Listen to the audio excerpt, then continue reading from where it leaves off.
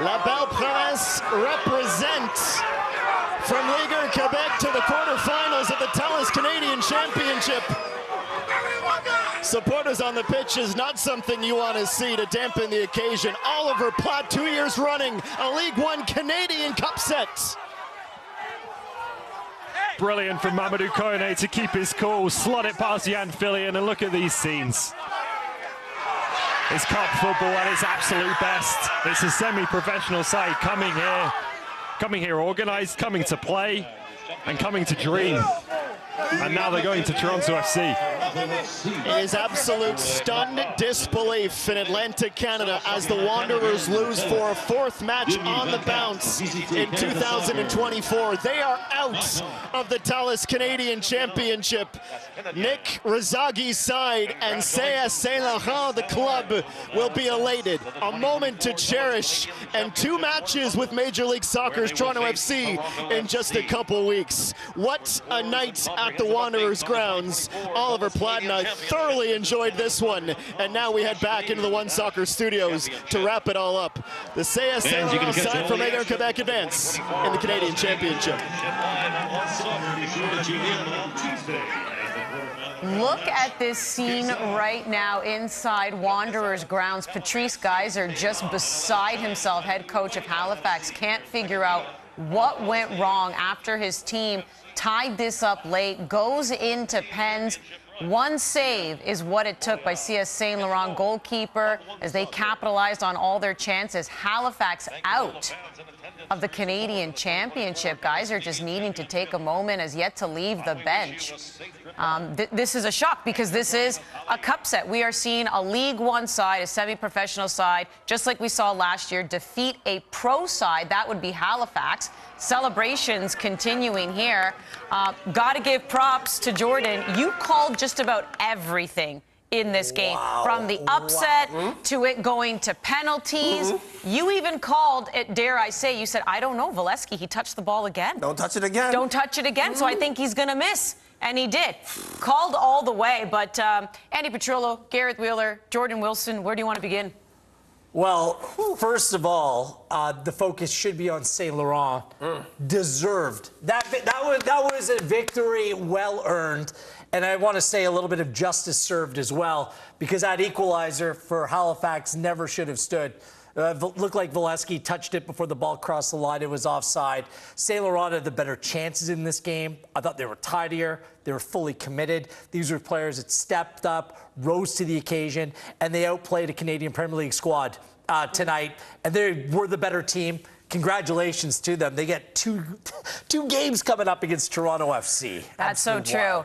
Gatorade Performer of the Match, that is Mamadou Kane, who's joining us now. And we don't want to keep you too long because I know you got to go celebrate with your teammates here. But just tell me how you're feeling right now, knowing that you pulled off an upset and you're off to the quarterfinals.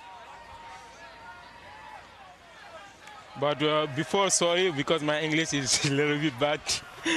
But I'm happy. I'm with my guys. I played with them before. Now I'm there. I'm back with them. But we do the great job, and I think we're happy. We're happy. We did. Was there a time in the game where it just clicked for you guys, where you understood that this game was there for the taking? When was that moment when you truly believed that you could go out and win this game?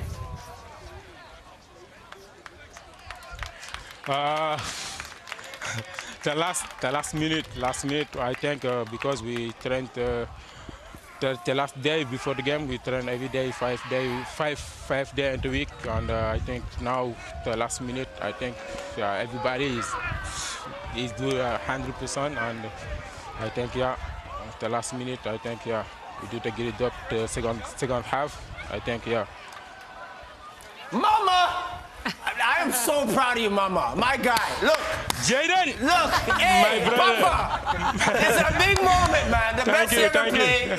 You scored a penalty in the match. I said, mwah. You scored another one to win it. Enjoy the moment. TFC, next week or whenever you play them, go enjoy it, man. You were all over the pitch tonight.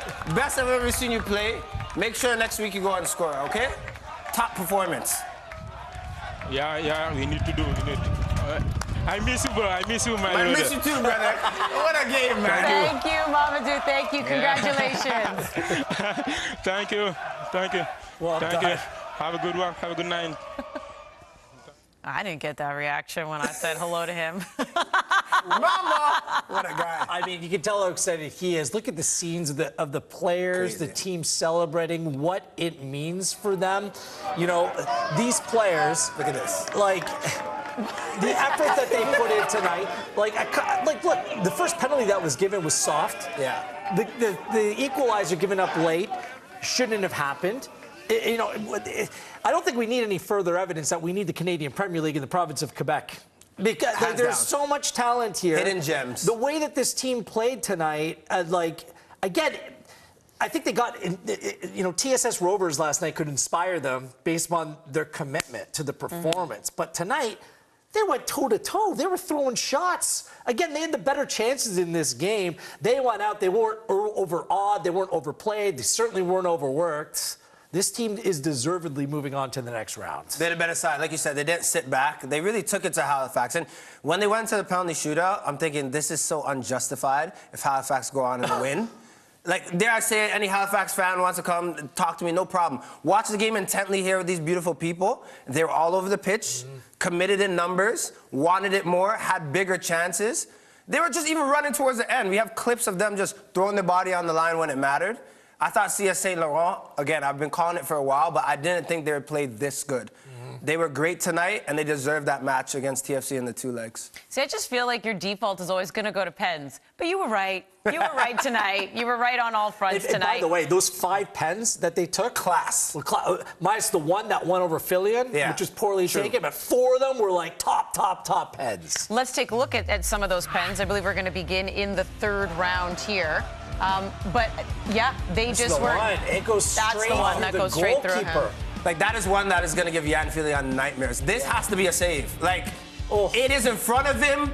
If it hits him in his chest flat, it's coming out. I don't know how this ends up going over. It looks like it hits his hands, wheels, and goes over an him. awkward bounce. I don't know. This is the save, and what we don't see here, though, is to your point, Valesky went back and touched it again, readjusted the ball, and that apparently to you was a no-no. For me, I think when you're taking a penalty kick, it's all mental. You put the ball down, you back up however many steps. You don't have to reset the ball or reposition it. But Mama, for the win. That is just a brave penalty. They deserve it, man. You're seeing the scenes of a team that stepped up in a big moment, that were the better side tonight. And Halifax Wanderers, they have to just eat humble pie. I think CS Saint-Laurent, they were there for the taking. They were there in every moment. They deserve this win. Yeah, I mean, I don't know if it just took a bad bounce over Fillion. Like, looks like he hits it, like, though, it hit his body. It and then certainly just kind of touched his goes over body. his shoulder. I mean, that was shocking. Yeah, and if we can end up showing Valesky coming up to the ball, because a lot of it's in your rhythm, taking your time. And when he was walking up, all of us in studio, none of us were comfortable. I thought that all of us, and then he went down and adjusted it again. It was just like, he does not want to be taking this. He's not a player that's in a good run of form. He's lost his starting position over the first 3 games of the season, and that just looked like a player completely out of confidence. Here's it all playing out. So he ends up putting down the ball here. Body language and he is doesn't everything, like it. He too. adjusted a couple times. The goalkeeper goes back, but then he goes and does it again. So I don't know if the ball was like too far forward. It doesn't even look like the referee says it's too far forward. I don't know what happens here. But you should know, you should look at the referee the first time you put it down and just know that it's in that good spot. And then you don't pick a corner. This is just, it's poor placement. Like, look, someone's going to miss in a penalty shootout. But Valesky, the form that he's been in, you're just hoping that he had some confidence in that moment and put the pressure back on Saint-Laurent. But he didn't. Yeah, I mean, if we talk about the Halifax performance and what it means tonight, this is a huge missed opportunity. I mean, this is a team that's loved in that city. They're looking forward to hosting Toronto FC again and going and playing at BMO Field. You know, they've got off to a really slow start to the season. You kind of excuse them, their first 2 games being away from home on the West Coast in British Columbia. A lot of travel. You stayed out there for your first game. Maybe some of your first choice players weren't fully fit. Then you come home and you have a sending off. But you're like, okay, tonight we're playing a League One Quebec side. We need to get this back on track. Other than Dan Nimick tonight, I'm not sure who showed up for this Halifax team. It looked like they were almost going through the motions. Yeah. Or they're out of ideas. And when goals were scored, there was complaining and petulance, and it just wasn't a confident performance. And the fact that that camera shot at the end there, that's one that's going to tell the story. Patrice Geyser had in his hands for like 20 seconds. What can you say? He is absolutely devastated.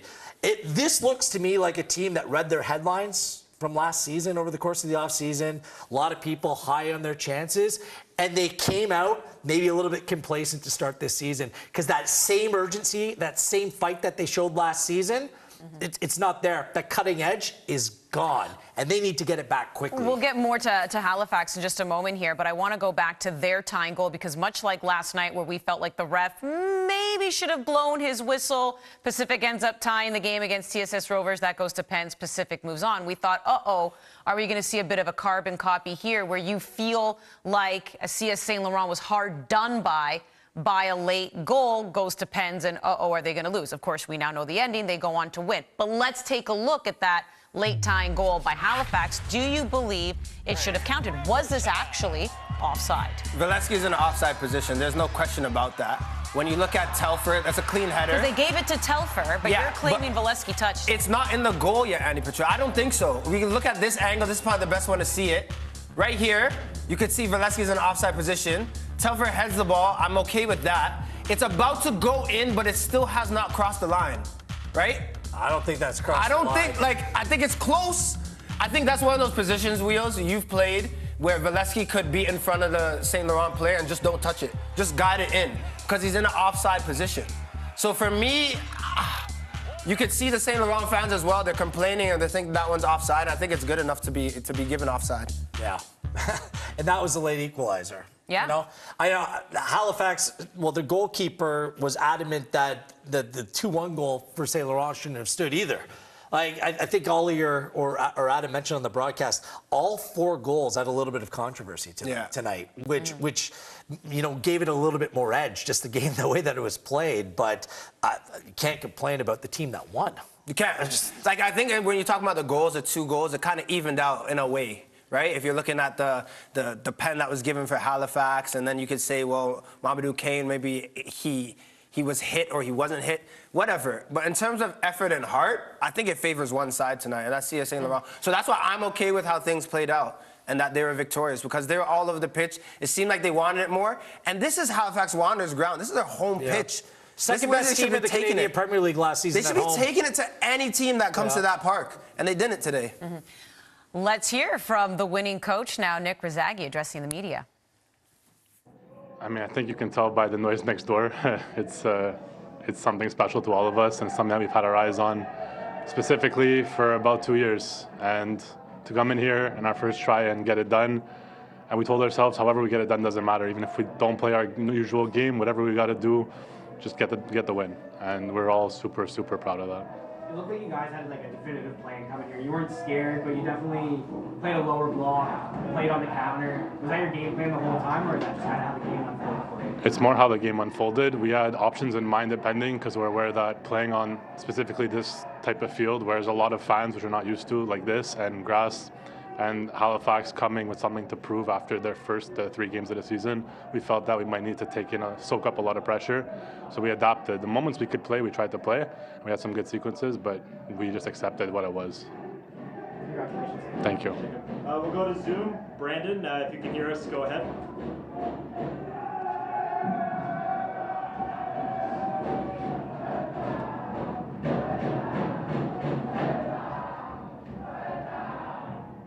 Brandon, if you can hear us, you can go ahead. All right, we'll move on then. Quentin, when you're ready. Oui, c'est bon, vous m'entendez? Oui. Est-ce que vous m'entendez? Oui. Oui, bonjour, félicitations. Merci. Qu'est-ce qui a fait la différence dans ce match pour vous et qu'est-ce que vous avez dit à vos gars avant le match pour prendre les choses telles qu'ils les ont prises? They are just having a time in the dressing room right now. Halifax, watch out. All right, so the quarterfinal bracket is now complete. From top to bottom, Cavalry FC, Vancouver Whitecaps, Atletico Ottawa, Pacific FC, CF Montreal, Forge, and now CS Saint-Laurent, Toronto FC. So Toronto FC, for the second straight time, they're going to face a League One side. Quarterfinals, it's a 2-match series now. It's a home and away. Wow. Which matchups of those kind of stand out to you? Yeah. We'll get into that in a moment. Just on Saint-Laurent, like, this team just joined PLSQ, which then became League One Quebec in 2022. I mean, like, they've been in existence in this form for 2 years. And they're playing ball like that. I mean, hats off to them. They showed so much quality and character in that game. A couple former Canadian Premier League players as well. Kane and Tabby. Tabby was great at left back as well. And they really controlled the midfield in that game. So this is what people, all the fans in Quebec have been on about. You know, like recent years, whether it be Laval or Blainville, like they just haven't been able to get over the line. Maybe this game comes a little bit too early in their season, like right at the start. But this team has had 2 games to prepare. All eyes on this night in Halifax. And again, just enough can't be said about their effort that they put into it tonight. Yeah, and I do want to ask, as much as we pay attention, because why not? Goals are always fun and interesting. How about the way CS Saint-Laurent was able to frustrate Halifax today defensively? Look, Halifax, you know, especially when they play at home, you know that they're going to have the ball, that they're really going to control the tempo. But Saint-Laurent were committed defensively, and this is probably what frustrated this team and Halifax Wanderers that love to have it. Right? When you get into moments of bitter fortune, look at that. They're there in the spot they need to be, clear the ball, clear their lines. Even here, this is a moment, this is in like probably 83rd minute, I believe. Ready to just stop. A little bit later than that. It was after it was 2-2. All these moments here. Look at this. This is in the dying minutes of the match where they could just be up. I thought Saint-Laurent, not only in the defensive work, but just the way that they attacked, they were the better side. Well, we got to show the 2-1 goal that came in the second half, because I asked Kane about that moment where he started to believe. When they went up 2-1 in the game, the reaction, just the feel of that game at that time, you're like, they're going to do this. Yeah. That's what, at least when it hit me. 1-1, okay, you're expecting Halifax to come on. It's just a corner kick, and this is a little bit controversial as well. Look at this, a player kind of crossed the path of Filion, and he's complaining before the ball goes into the back of the net. Now, right there, the player is certainly in Filion's way, but then he moves to get out of the way, and then there's just a massive deflection. It's a really unlucky, really unfortunate for the goalkeeper and Halifax in that moment. I'm not sure, based on where that player ended up being when the shot was taken, that it should be ruled offside, and whether that did have a significant influence on Filion or not. I don't think it's a tough one to call. I don't think the player impaired his vision. Granted, we don't have that angle of behind the goal. However, once it's deflected off of Provo, I think even before Filion could see the ball clearly. Also, distance. I think that sometimes that is called when it's close in the box, and you mentioned it off air. If the shot goes in the direction of the 8 yards away, goalkeeper, you can't see it, goes in, it's easier to call. This one, top of the box, no one's really in the way. You can see the player moves out of the way. I think it's good enough to be given as a goal. Yeah, and again, we were talking about CS Saint-Laurent just attacking. So playing defensively well, attacking well. I mean, is this a team that you have faith in, even moving forward now and facing an MLS side? I mean, that's just different gravy, yeah, right? So like, it's going to be a tough one. I just look at Halifax. I mean, this is a stadium that we're all hoping for men's and women's and just football in that city that they get a new stadium. That's a potentially huge gate. Toronto FC coming to Wanderers grounds for that game. That's why I'm looking at missed opportunity. It's going to be a great experience for Saint-Laurent. The biggest benefactor here is Toronto FC. They're going to play their first 2 rounds of the Canadian Championship without some of their best players, Lorenzo Insigne, Richie Larea, Shane O'Neill, and they're going to play 2 League One teams. I mean, talk about a beneficial draw, especially for this time of the year for TFC. As the later rounds of the Canadian Championship come later in the season, perhaps there's some summer wheeling and dealing. They get some of these players back in the team. All of a sudden, Toronto FC have a really good path to make a run towards the Voyageurs Cup. If there's one thing Patrice Geyser has said all week, is because he knows exactly what was going on in that Saint-Laurent dressing room because he was the coach of Vaughan. He was the coach of a League One side when they participated in the Canadian Championship. He knows how hungry they could be. He knew it. Yeah. What could he have done differently with his team tonight to prevent that result? It's tough. I think for me, one thing I noticed going into this match is a bit stale first half. And there's a couple of clips. We look at body language. I also sometimes don't look at the tactics or whatever or what's going on in the match. I look at players like Nimick. There are 2-3 times you're scolding his players. Why are you guys passive? I have to make a block, a last-ditch tackle. We should be better. I think at halftime, Patrice Geyser needed to make some subs, right, and change things up. I think going to this match, and you see it now too with football, it's like you got to rest your players. And we're not with them all week. We don't know who's fresh or who's good or who's ready to go. However, what we do know going into this match for Halifax Wanderers, this was a match they needed to win. For confidence, for morale, to go play TFC, to have something to look forward to in the beginning of their season, and they dropped the ball. When I look at Saint-Laurent, you talk to teams and you say, treat every match as this is the one you need to focus on. They're looking beyond. If we get past Halifax Wanderers, we get to host Toronto FC, and we get to go play at BMO. Like, this was their opportunity to come clutch, and they were on it with throw-ins, with the way they trapped back. We have so many clips we showed at halftime as well, just about CS Saint-Laurent being first to the second balls. I don't think that a Canadian Premier League team with this much caliber should have a League One team get first to anything. No. They should be dictating the play. And for that, this is why I think CS Saint-Laurent, even though Toronto FC will win those matches, they deserve being in that two-leg affair. Halifax finished third in the Canadian Premier League last season, hosted a playoff game. One of the reasons why I was reluctant to say they were going to pick up where they left off, they've lost a lot of players, like a lot of leaders in that team. Daniil Henry, who was in our studio this week, you know, maybe didn't have a huge impact on the field. Off the field, massive. Omar in the team. Watson. Colom's not playing. Colom. Your boy Morelli. João Morelli. Huge. A big Mr. one. Halifax. Like, Coimbra wasn't out there tonight. And then you go into this game with Farron on your bench, Julian Dunn on your bench, Andre Rampersad, who was good enough to play against Canada in the qualifier for Trinidad and Tobago, he's on your bench. Some of these guys came in right at the end of the game. This team knew that their game that's upcoming for Tuesday was postponed because Forge is playing the Canadian Championship. So Halifax was supposed to travel to Hamilton on Tuesday. That wasn't happening. They don't play next until May 11th. So I'm wondering why some of these players weren't in the team as well. So, look, the questions are going to be asked. And you know, some other teams that struggle, you know, there might be reasons why. This was a team that's expected to contend in the Canadian Premier League, and the round one, the preliminary round of the Can Champ. Massive disappointment. Vast differences, I'm sure, as to what's going on in each of those locker rooms. Complete celebration for CS Saint-Laurent. They are moving on. They become the second ever League One side to beat a CPL side.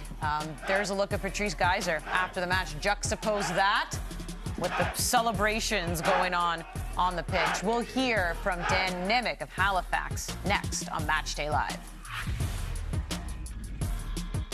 Toyota's electrified vehicles are for everyone.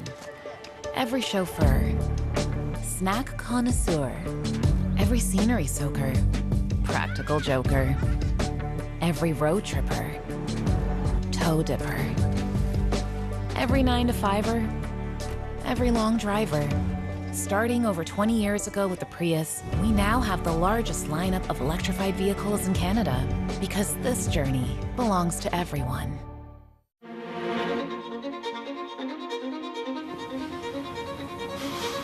Do we really have any choice at all? Everyone has a choice, and every choice has a consequence. Which do you choose? Life's full of tough choices, isn't it? How do you choose?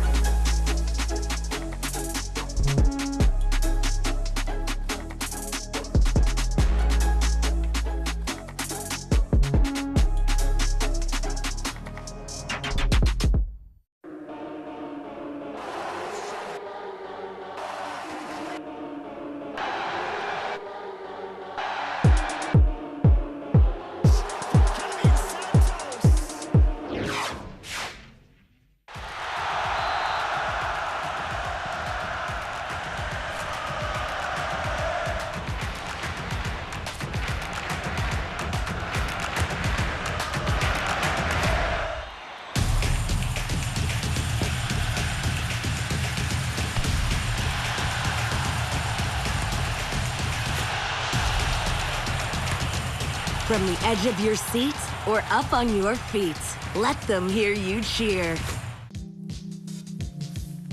Here are your full-time stats. This one ended 2-2, went to penalties. Saint-Laurent defeating CPL side Halifax Wanderers. Let's hear from Halifax captain Dan Nimick. Yeah, I think in the end it just comes down to the fight out there. We know they're not better players than us. They just wanted it more. And at the end of the day, that's what wins football matches. You can be as technical as you want, as good of players as you want, but if the other team wants it more than you, they're going to win the game, and that's what happened. I think looking forward, what are some of the things that you and the team need to do to try and get this back on track and progress and make sure the season just doesn't kind of end here in the first 4 games? Yeah, we have a lot of work to do, obviously. I think you've got to put things in perspective. We're still only 4 games into the year. We were able to score some goals today. That's a positive to take out of it. But yeah, we just haven't been good enough up until this point. We've got to go back to the drawing board now, work harder than we ever have in training, fix things, hold guys accountable now. There's no time to hide now. It's do or die. So we've got a lot of work to do, but we plan on fixing it. Thanks. All right, last call on Zoom for Dan Nimick. All right, Charlie, go ahead. Thanks, Ryan. Hey, Dan. You just mentioned there the things you guys have to do in training, the work you have to do. You have a bit of an extended layoff now after this game until that game. Is it maybe coming at a good time where you can maybe regroup a little bit and come back out a little bit refreshed when you're back in the game? Yeah, I think it's definitely important that we regroup. I don't know if the long layoff is good or bad. I think it depends what we make of it. If we take this as a week off, then I think we're screwed going into the Forge game, or whoever we end up playing next. So yeah, I think we've got to use this next week of training as a week to get better, to fix things. We've got to have intensity in training, hold guys accountable. It's business time now. We've got to turn this season around, and we plan on doing that. Great, thanks, Dan. Thanks, Charlie. Thanks, Dan. Thank you. He said it, we've said it, they don't play again until May 11th. Some soul searching will be done between then. Real honest comments from the captain. I mean, we saw his frustration in the game, and he says that it came down to commitment.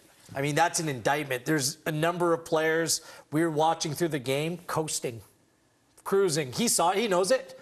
And that's a very honest assessment. And the fact that it's happening 4 games in the season, I think he's generally concerned. I'm splitting wigs. Look, if I'm Dan Nimick and there's training tomorrow, whatever it is, anyone giggling too much, a bit too jovial, too happy, leaving my leg in. Like, look, this is professional football. In Canada, I love this country. Thank you, Mom and Dad, for moving here. But it's a bit too comfortable. Dan Nimick wants to win, and there's some players on Halifax Wanderers that would like to win. But are you putting in the work to go and do that? And you can see Wheels, Trills. Caligari losing his one-on-one battle. Look at the effort from Ferrazzo right there on the top of the screen. Right? And he makes his his effort, blocks. Look at it. Great block. 1, 2, 3, 4. He's going by. He's talking to his team, saying, look, guys, yo, get back. Make sure you're in the right spot. Look, if you want to lead by example, I'm not saying Nimick has been perfect, but I could say that he's been one that wants to win, has been putting his body on the line. I thought he played well today. They need to get on his level. They need to, because if Halifax Wanderers don't do that and don't do it quick, this could be a tough season for them. There's a saying that, a coach can ask their players, who's willing to pay the price to win? They'll all put up their hands. Then they'll follow up with, but who knows what the price is? There's a difference. And they're really, not only was CS Saint-Laurent willing to pay the price, they knew what that price was, and they put it all on the line, which is why they are moving on. So when we return here on Matchday Live on One Soccer, we're going to take a look ahead to the quarterfinals because they're all set. And now we know that Saint-Laurent will be facing Toronto FC. Toronto FC, they were the only MLS side in the preliminary round. So now in the quarterfinals, enter the champs, Vancouver Whitecaps, and CF Montreal.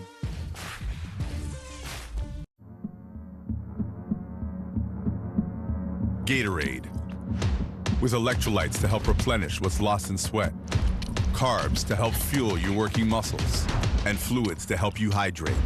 Scientifically formulated so you never stop competing. this for my town, my time, my time. None of you people can tell me to stop. Rehydrate, replenish, refuel. Gatorade.